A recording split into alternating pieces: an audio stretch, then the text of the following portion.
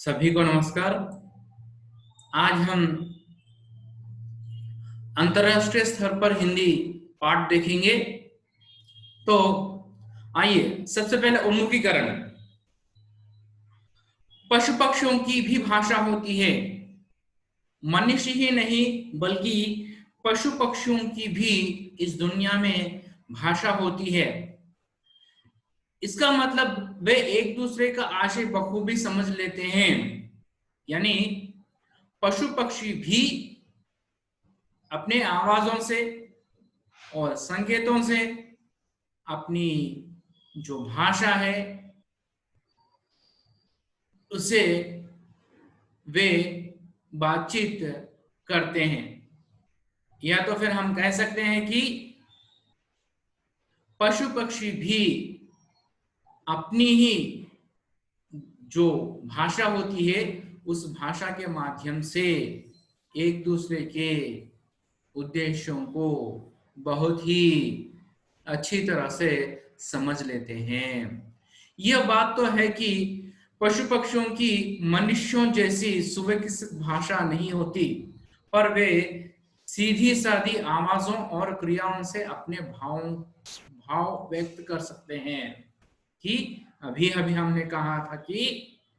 पशु पक्षियों की बोलने वाली भाषा न होने पर भी, यानी मनुष्यों जैसी सुविकसित भाषा न होने पर भी पशु पक्षी सीधी साधी अपनी आवाजों में और अपनी क्रियाकलापों से एक दूसरे के भावों को अच्छी तरह से व्यक्त कर सकते हैं और सामने वाले पशु पक्षी भी उन्हें समझते हैं। ये बड़ी आसानी से खुशी, भय, चेतावनी, आमंत्रण जैसी कई भावनाएं दर्शा सकते हैं। यानी पशु पक्षी बहुत ही सरल रूप से अपनी खुशी को, भय को और चेतावनी, जिसे हम कॉशन कहते हैं, यानी किसी को अलर्ट करना, और आमंत्रण, किसी को बुलाना, ऐसी भावनाएं अपनी आवाजों से, चेष्टाओं से दर्शा सकते हैं, यानी बता सकते हैं। किसी पक्षी द्वारा किए गए संकेत अन्य पक्षी भी पहचान सकते हैं। हम देखते हैं कभी कोई कौवा या तो फिर अन्य पक्षी जब वह विपत्ति में होती है तो अन्य पक्षी जो है आवाज सुनकर, उसकी आवाज सुनकर आवाज में जो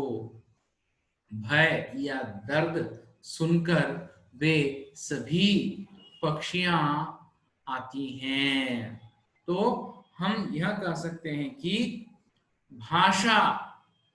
यानी एक सुविकसित भाषा न होने पर भी पशु पक्षी, जीव जंतु जो है अपने संकेतों और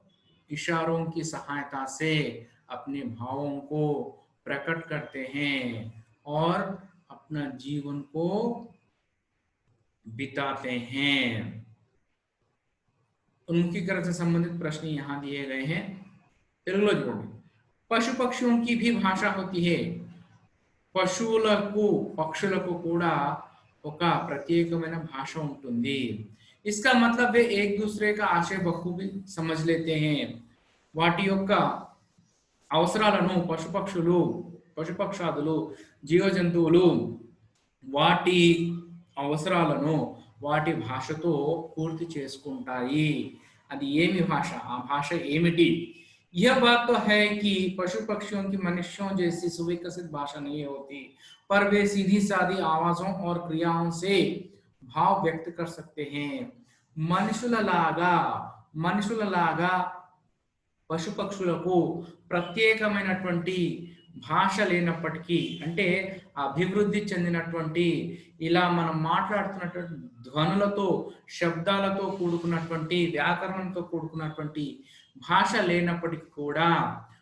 లేనప్పటికీ కూడా పశు పక్షులు వాటి సంకేతాల ద్వారా అంటే వాటి యొక్క చేష్టల ద్వారా వాటి యొక్క శబ్దాల ద్వారా అవి మిగతా వాటికి వాటి జాతిలో ఉన్నటువంటి మిగతా వాటికి వాటి యొక్క భాషను అవి వ్యక్తపరుస్తాయి వాటి యొక్క భావాలను వ్యక్తపరుస్తాయి ये बड़ी आसानी से खुशी भय चेतावनी आमंत्रण जैसे कई भावनाएं दर्शा सकते हैं అవి చాలా సరళంగా చాలా ఈజీగా వాటి యొక్క సంతోషాన్ని భయాన్ని చతావని అంటే సూచనను తర్వాత ఆమంత్రణ అంటే పిలవడం అంటే ఆహ్వానాన్ని అవి వాటి యొక్క శబ్దాల ద్వారా వాటి యొక్క చేష్టల ద్వారా చాలా ఈజీగా అంటే చాలా సరళమైన పద్ధతిలో వాటిని పిలుస్తూ ఉంటాయి किसी పక్షి ద్వారా किए गए संकेत अन्य पक्षी भी पहचान सकते हैं ఒక పక్షి చేసినటువంటి శబ్దం ఏదైతే ఉందో ఆ శబ్దము మిగతా పక్షులు ఈజీగా వాటి భావాన్ని ఆ శబ్దం ద్వారా మిగతా పక్షులు తెలుసుకోగలుగుతాయి उद्देश्य पत्र लेखन की पद्धति का विकास करना अंतरराष्ट्रीय स्तर पर हिंदी का महत्व बताना इस पाठ का उद्देश्य जो है पत्र लेखन पद्धति के बारे में विद्यार्थियों को बताना और विद्यार्थियों में पत्र लेखन पद्धति का विकास करना और साथ साथ अंतरराष्ट्रीय स्तर पर जो हिंदी का महत्व है